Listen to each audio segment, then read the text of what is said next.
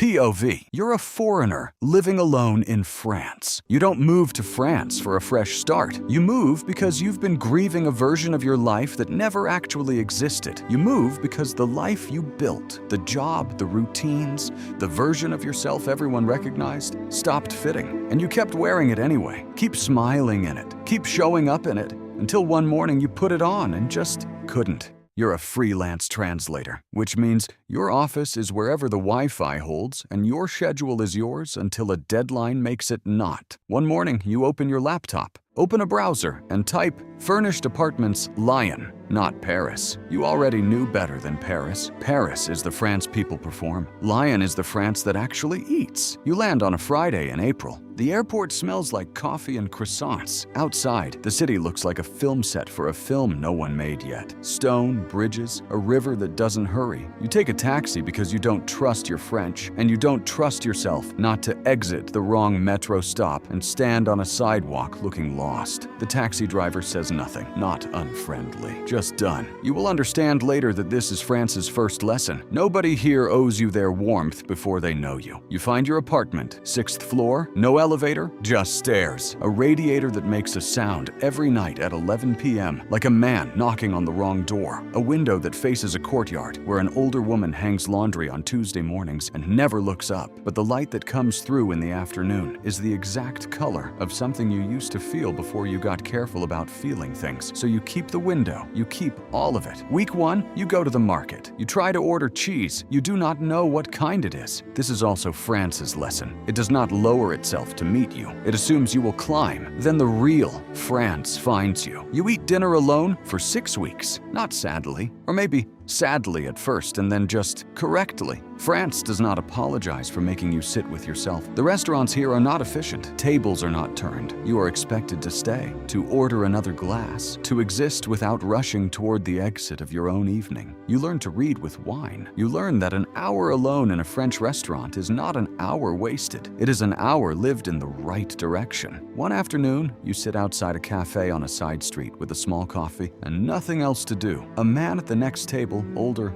gray coat, is reading a newspaper, not on his phone. A newspaper. He folds it once, looks at the street, looks at his coffee, looks satisfied in a way that seems almost unfair. You watch him for 10 minutes. He does not perform being at peace. He simply is. You order another coffee. You try it his way. 3 months. That's how long it takes. 3 months of missing home, not because home was perfect, but because home was familiar. And familiar felt safe. And safe felt like love, even when it wasn't. 3 months of pretending to people back home that you were okay, when really you were just learning how to be alone without falling apart. And then one day you realize you're not pretending anymore. You're actually okay. Not fixed, not finished, just okay. Just here, just finally, quietly yourself. France does not teach you to be happy. That is not what France is for. France teaches you to be present, to take the meal seriously, the wine seriously, the conversation seriously, the silence seriously, that sitting down to eat is not a small thing, that the way you spend an ordinary Tuesday is, in fact, the way you spend your life. You came here unfinished, rushing, performing busyness the way people perform confidence, loudly, and for the same reason. France did not fix that. France simply refused to reward it. And in the refusing, it gave you something back, not a new version of yourself. The same one, just slower, just quieter. That's what France does. It doesn't fix you, it just waits, patiently, beautifully, until you stop running and start arriving.